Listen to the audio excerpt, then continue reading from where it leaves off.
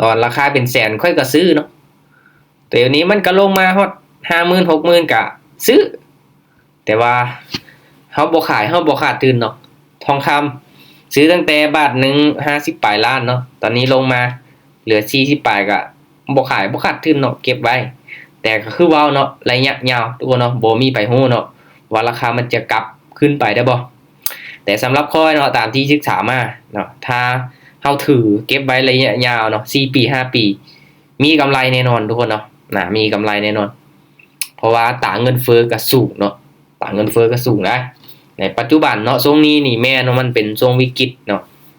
ช่วงวิกฤตแน่ข่าวเศรษฐกิจอีหยังต่างๆเนาะตามที่เฮาได้เห็นเนาะสงครามบ่เนาะ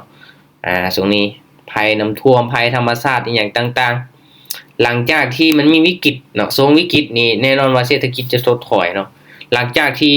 สถานการณ์กลับมาเป็นปกติเนาะช่วงนั้นนี่บอกเลยเนาะทุกๆอย่างเนาะราคามันจะพุ่งขึ้นเนาะคือช่วงโควิดเนาะเงินเฟ้อนี่แห้งเนาะราคาสินค้านี่เพิ่มขึ้นทบครึ่งเลยเนาะตัวนี้แหละทุกคนเนาะให้ศึกษาเบิ่งเนาะเรื่องสภาพเศรษฐกิจอย่างต่างๆเนาะเพราะเองก็พยายามศึกษาไปเรื่อยๆเนาะยังบ่ทันได้เก่งทุกคนเนาะโอเคมั้ยเดี๋ยวมาเริ่มวิเคราะห์กราฟนํกันเนาะทุกอย่างยืนอยู่บนความเสี่ยงคือว่าแหละตอนนี้อยู่ในกราฟของ Ethereum เด้อทุกคนเด้อเห็นว่ากราฟของ Ethereum งามเนาะเดี๋ยวค่อยจะเทรดกราฟของ Ethereum เนาะงามอีหลีเนาะงามอีหลียอมรับว่าเป็นเทรนงามเนาะอ๋อถูกขึ้นงามๆเลยทุกคนกันเข้ามาทันทรงนี้นี่บอกเลยเนาะเห็นบ่ทรงที่อินดิเคเตอร์เส้นสีส้มตัวนี้เนาะเริ่มตัดกันขึ้นไปนี่โอ้ยงามเลยบ่แม่นตัวนี้โอเคไม่ตัวนี้ทุกคนเนาะจุดนี้เลยเนาะจุดนี้เลยเห็นบ่ปึ๊บเราจะตามซื้อขึ้นไปป้ออาจจะได้เขียวลายไม้เนาะมันขึ้นมาสูงกับอันตรายเด้อทุกคนเด้อขึ้นมาสูงกับอันตรายเนาะมาทุกคนเนาะก่อนที่จะออกออเดอร์เนาะค่อยเองก็ต้องได้ย้ำก่อนเนาะสำหรับมีตติ้งนี้เนาะค่อยเปิดเทรดสดๆให้ทุกคนเบิ่งเนาะ ให้ทุกคนเข้ามาร่วมศึกษาเบิ่งค่อยเทรดเป็นกรณีศึกษาเด้อทุกคนเด้อเนาะมาเดี๋ยวเบิ่งนำกันเนาะมาก็จะอธิบายให้แต่ละออเดอร์ที่ออกไปเนาะสาเหตุย้อนหยังเนาะถ้าว่าใครที่มีงบมีต้นทุนอยากเทรดตามก็ตามได้ส่วนได้ทุกคนเนาะแต่ว่าต้องยอมรับความเสี่ยงให้ได้เนาะเวลาเสียเขาจะมาโทษกันแน่เนาะมาก็วิเคราะห์เต็มที่เอาต้นทุนมา500เหรียญทุกคนเนาะเก็บกำไรจัก 10% เนาะวันนี้ก็เข้าไปเทรดหน่อยนึงมาจะไปออเดอร์ละ20เหรียญเด้อทุกคนเด้อป๊อดเขียวมาจังไหมแล้วทุกคน1 2 3 4 5 6 7 8 9 10 11 12ประตูพักตัวแดงขึ้นเขียวอีกพักตัวแดง1ขึ้นเขียวพักตัวแดง1ขึ้นเขียวตลอดเนาะโอเคทุกคนเนาะออเดอร์ต่อไปจะเป็นออเดอร์แรกเด้อมาเดี๋ยวมารอลุ้นมาทำการทุกคนว่ามันสิพักตัวแล้วยังสิขึ้นไปต่ออีกบ่เนาะกราฟของ Ethereum เด้องามหลายเนาะเห็นปะถ้าว่าอินดิเคเตอร์ตัวนี้ยังขนานกันขึ้นไปเด้อทุกคนเด้อเนาะสังเกตเบิ่งเนาะสังเกตเบิ่งโอเคถ้าว่ามันยังขนานกันขึ้นไปจังซี่นี่เนาะงามเลยทุกคนเนาะเปลี่ยนสีก่อนเอาเป็นสีเขียวเห็นปะผักตัวแดงเนาะขึ้นเขียวคือเก่าเนาะป้าโอ้ทุกคนอันตรายเด้อคันว่าเฮามาเข้าซื้อโซงปลายๆเทรนแบบนี้เนาะซูมเบิ่งแนวโน้มย้อนหลังเนาะก็ถือว่าขึ้นมาระดับหนึ่งทุกคนเนาะจากจุดที่มันคือขึ้นไปเนาะมาทุกคนเนาะออเดอร์นี้เด้อโอเคขายเด้อออเดอร์นี้ขายเด้อขายได้ว่าวัดใจเลยค่อยสายส่วนเทรนแบบมืออาชีพมาออเดอร์นี้จะได้ผลหรือบ่ออเดอร์นี้นี่การ50ปีโอ้ยมาลุ้นมานํกันทุกคนเนาะเพราะว่าแท่งเทียนตัวนี้เนาะขึ้นมาสูงละเนาะพอสมควรแต่ก็ยังอันตรายอยู่ทุกคนเนาะแต่ก็ลองวัดใจนํกันอาจารย์บอกตุ๊ดออเดอร์ทำมากินบ่ดูออเดอร์ทำมาหากินนี่ยังบ่แม่นเนาะออเดอร์นี้มาต่อรอท้าอีกเนาะมาลุ้นมานํกันทุกคนโอ้ยังสิขึ้นเขียวอยู่เนาะโอ้แสดงว่ายังบ่ได้ทุกคนเนาะยังบ่ลงเด้อโอเคบ่เป็นหยังมายังบ่เห็นออเดอร์ทำมาหากินได้เนาะ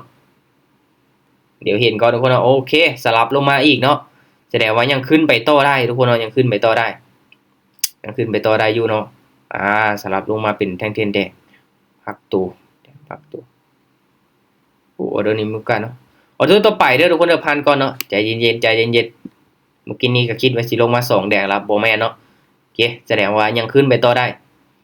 มาลุ้นมาทำกันเนาะอีกประมาณบ่เกิน 2-3 ออเดอร์เด้อทุกคนเด้อมันจะมีแดงมาแน่นอนเนาะมันจะมีแดงมาแน่นอน แต่ว่าเบิ่งจากแท่งเทียนแล้วก็ยังบ่คอนเฟิร์มปานใดเนาะ MACD ยังบ่ทันโกงคักนะให้ MACD มันเริ่มโกงคักเนาะมันจะลงมาเป็นแดงได้เนาะลงมาแท่งนี้ใส่3เนาะบาทนี่เนาะว้าวจังได้ขึ้นไปต่ออีกเนาะโอเคมาออเดอร์ต่อไปจ้ะออเดอร์ต่อไปมีโอกาสเด้อทุกคนเด้อเป็นแท่งสลับเนาะเป็นแท่งสลับเด้อเกคูณเงินเนาะจาก20ไป40ออเดอร์นี้จะเป็นออเดอร์ทำมาหากินได้บ่2 3ได้ยังขายมาหลายทุกคนเนาะโอเคถ้างั้นออเดอร์นี้ขายมาอาจจะเป็นออเดอร์ทำมาหากินก็เป็นไปได้อย่าฝากขึ้นเลยลูกรีเจ็คไซขึ้นไปนี่อันตรายเด้อทุกคนเด้อคันว่าให้ขายเนาะคันว่ามันสิลงมามันต้องแบบเต็ม 100% เลยเนาะเต็ม 100% เลยมาออเดอร์นี้การตัดสินใจจากMACD ทุกคนเนาะที่เส้นสีฟ้าตัวนี้เนาะมันเริ่มก้งเนาะมันเริ่มตัดกันลงมาแล้วเนาะถ้างั้นในกรณีที่มันเขียวมาหลายแหละมันต้องมีแดงเนาะเพราะว่าแท่งเทียนแดงมาแทรก1 2 3แล้วเห็นบ่3จังหวะละโอเคออเดอร์ทำมาหากินเลยแหละบาทนี้เนาะนี่ขันบาโบวินนี่ก็ออเดอร์ทำมาหากินคือกันทุกคนเนาะแต่ว่าหากินต้องมีเนาะโอเคมาเก็บไปกันต่อทุกคนเอาไปกันต่อได้กว่าเขาจะได้ก็ไม่ตามเป้าคนเลยเนาะเบิ่งนำกัดเนาะเต้นสลับเห็นขายลืมลงมาแล้วออเดอร์นี้นี่ยังบ่คอนเฟิร์มเลยทุกคนเด้อยังบ่คอนเฟิร์มผ่านก่อน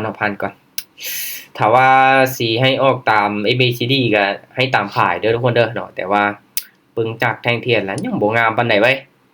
ออเดอร์นี้เนาะเราต้องรอก่อนเห็นบ่ ABCD นี่แม่เนาะเริ่มตัดลงมาแล้วเห็นบ่มีโอกาสอยู่เนาะเห็นบ่โอเคสังเกตเบิ่งทุกคนเนาะอินดิเคเตอร์เนาะหรือว่าเครื่องมือตัวช่วยเนาะโอเคน่าจะปิดแดงแล้วเนาะถ้าว่าบ่มีหยังผิดพลาดจังได๋ปิดแดงอีหลีเนาะแสดงว่าให้ขายมาแล้วเด้อทุกคนเด้อเริ่มมาละเนาะแล้วจะเป็นไซด์เวย์แล้วเนาะมันขึ้นมาเป็นเทรนระยะนึงแล้วโอเคมาปรับเงินเนาะขายออเดอร์ละ20เหรียญเดินเบาๆทุกคนเนาะการลงทุนเดินเบาๆเน้นในการบริหารความเสี่ยงออเดอร์นี้เป็นแดงว่ะเป็น2แดงโอเคทุกคนออเดอร์นี้เด้อซื้อตามซื้อเลยออเดอร์นี้มาวัดใจน้ำกันเลยออเดอร์นี้เนาะ MACD สิตาลงมากะยาเนาะแต่สาเหตุเนาะที่ซื้อออเดอร์นี้ถ้ามันบกกายเส้นสีฟ้าตัวนี้ลงมาเด้อทุกคนเด้อทุกคนเกี่ยมเลยเนาะออเดอร์นี้จังได๋ก็เขียวเนาะถ้ามันทะลุขึ้นมาแล้วก็เรียบร้อยเนาะปิดแดงแต่ก็มาลุ้นมานํกันเนาะออเดอร์นี้มันมีโอกาสสลับขึ้นไปเป็นเขียวได้เนาะลงมา2แดงจังซี่ได้มาลุ้นมานํกันมันขึ้นนิ่งแท้วะเอาจวดลูกจวดเฮ้ยเสมอทุกคนเนาะ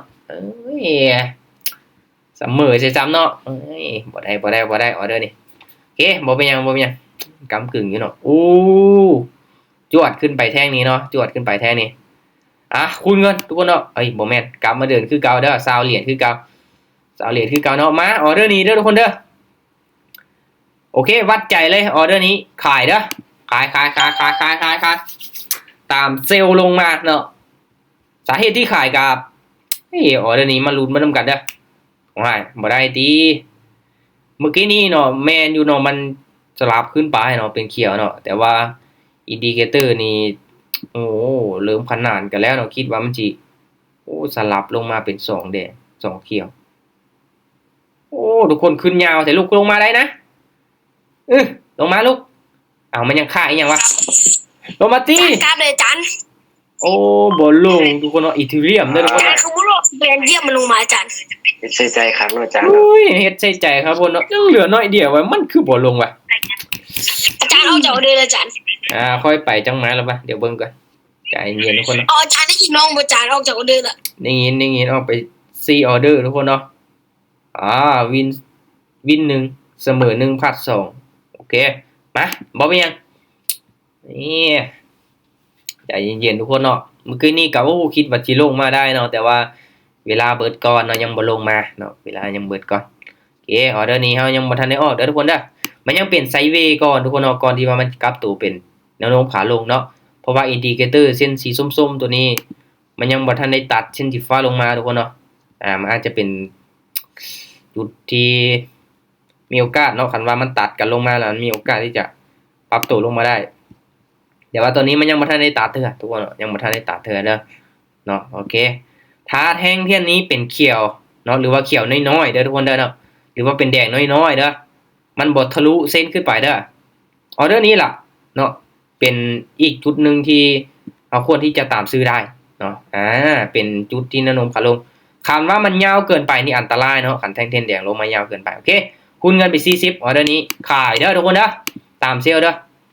ตามได้ส่วนได้ทุกคนเด้อให้วิเคราะห์ไปนํกันได้เนาะไผที่อยากเทรดตามข้อได้ๆก็ต้องยอมรับความเสี่ยงให้ได้เนาะเอาวิเคราะห์ตรงให้จะออกตามเนาะมาทุกอย่างอยู่บนพื้นฐานการวิเคราะห์ทุกคนเนาะบ่มีไผฮู้อนาคตว่าจะเป็นจังไดมาออเดอร์นี้ทุกคนเส้นอินดิเคเตอร์ตัวนี้ตัดลงมาแล้วถามว่าบ่มีหยังผิดพลาดออเดอร์นี้มีโอกาสที่จะเทขายลงมาได้อย่านิ่งไหมลูกอย่านิ่งไหมจังไดโอ้มันบ่ใช่ติจังสิทุกคนมันคือจวดขึ้นไปแฮงเด้อวะ มันบ่เชื่อเนี่ย โอ้เริ่มทำมาหากินอีกแล้ว บ่แม่นละติเห็นบ่ทุกคนเนาะ อาจารย์ไปนั่งดีดกีตาร์บ่หน่อยอาจารย์ ใจเย็นๆใจเย็น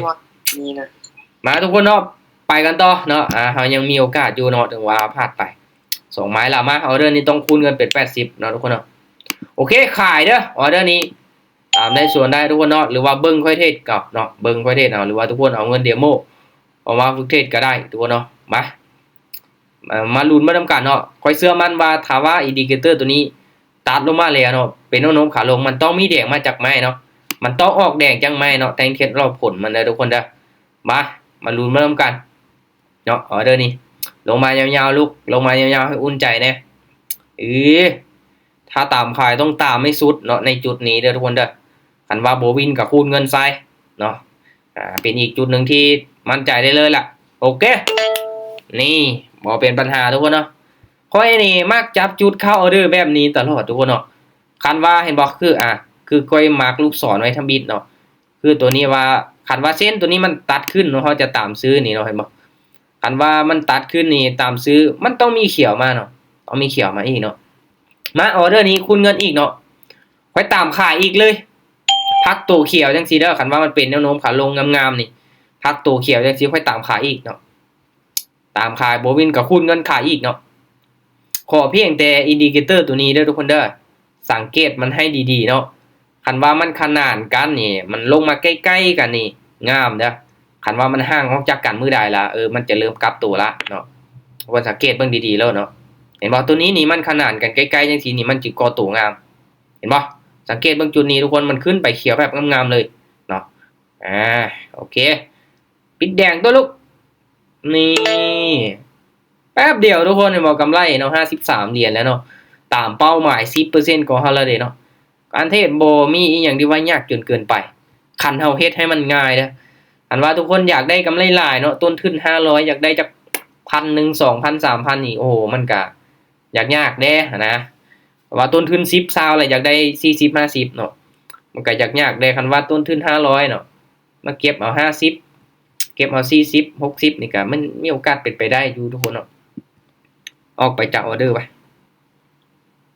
รอบนี้1 2 3 4 5 6 7ออเดอร์ทุกคนเนาะ7เนาะพลาดไป3เสมอ1วินไป3มา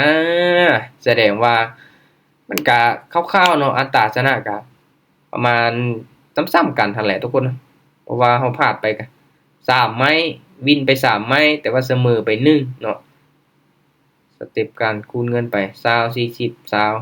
20 40 80โอเคทุกคนเนาะเขาเองได้กำไรตามเป้าละพอใจละเนาะเทรดบ่จำเป็นต้องอยู่โดดได้กำไรแล้วก็พักเดี๋ยวทุกคนเด้อ เป็นจังไดทุกคนมีไผกล้าเทศตามบ่กล้าออกออเดอร์นำบ่หรือว่าจังได อาจารย์ห้องเพลงให้ฟังเลย ร้องเพลงให้ฟังมาไปคอมเมนต์อยู่คลิปได้ทุกคนเนาะอยากฟังเพลงหยังแต่อย่าเอาเพลงยากจนเกินไปแล้วเนาะร้องบ่ได้เลยโอเค โอ้มือนี้มันโหดเนาะเขาเอาเลยทำมาหากิน แมนเนาะแต่ว่าเจอทรงออเดอร์ทำมาหากินนี่ก็มีโอกาสเป็นไปได้ทุกคนเนาะแต่ก็ย้ำเนาะอาศัยประสบการณ์แน่ที่เราศึกษามาหลายๆเห็นเนาะเห็นหลายๆเทื่อว่ามันเคยเกิดมาเป็นแบบนี้เนาะเราจังมีความมั่นใจได้เนาะคันว่าเราไปฟังคนอื่นมา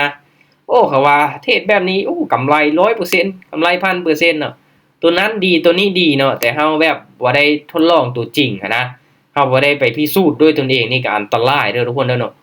คนอื่นว่าดี แต่เฮามั่นใจสิบอกว่ามันดีแท้นะเราก็ต้องได้พิสูจน์ด้วยตนเองทุกคนเนาะให้มันมั่นใจด้วยตนเองมันจะเป็นการดีเดี๋ยวทุกคนเด้อเนาะตัวนี้สำคัญที่สุดเนาะเขาว่าลงทุนตัวนั้นตัวนี้ดีเทรดแบบนั้นแบบนี้ดีบ่ต้องไปเชื่อทุกคนเนาะให้เฮาไปพิสูจน์ด้วยตนเองเนาะตัวนี้แหละค่อยได้เน้นย้ำตลอดเนาะกับทีมงานให้ศึกษาหาความรู้ด้วยตนเองเนาะให้เชื่อมั่นด้วยตนเองก็จะเป็นการดีเด้อทุกคนเด้อเนาะโอเคเอาถ้าว่าบ่มีหยังเพิ่มเติมทุกคนสำหรับเฮานี้เทศบ่โดดเนาะเห็นบ่ค่อยใช้เวลาเทศบ่ได้โดดเนาะอาศัยแบบสวงระยะเวลานึงเนาะในการทำกำไรแล้วก็พักได้กำไรแล้วก็พักได้กำไรแล้วก็พักไปเฮ็ดแนวอื่นเนาะทุกคนเด้อเนาะหันหลังเฝ้ากราฟเบิดมือเบิดเว้นเนาะเฮาอยากได้กำไรหลายเนาะเอาไปเอามาแล้วความเสี่ยงมันสิสูงมีโอกาสที่จะเฮาเอากำไรไปส่งคืนให้มันเนาะถ้าว่าอยู่โดนเกินไปเด้อคูณเงินขึ้นไปเนาะอยากได้แล้วคูณเงินขึ้นไปไม่ใหญ่เรื่อยๆไม่ใหญ่เรื่อยๆเนาะเอาไปเอามาพอร์ตแตกซ้ำเนาะเทรดเดอร์มือใหม่มักเป็นเนาะเทรดมือใหม่มักเป็นเนาะอย่างพับเลยเนาะ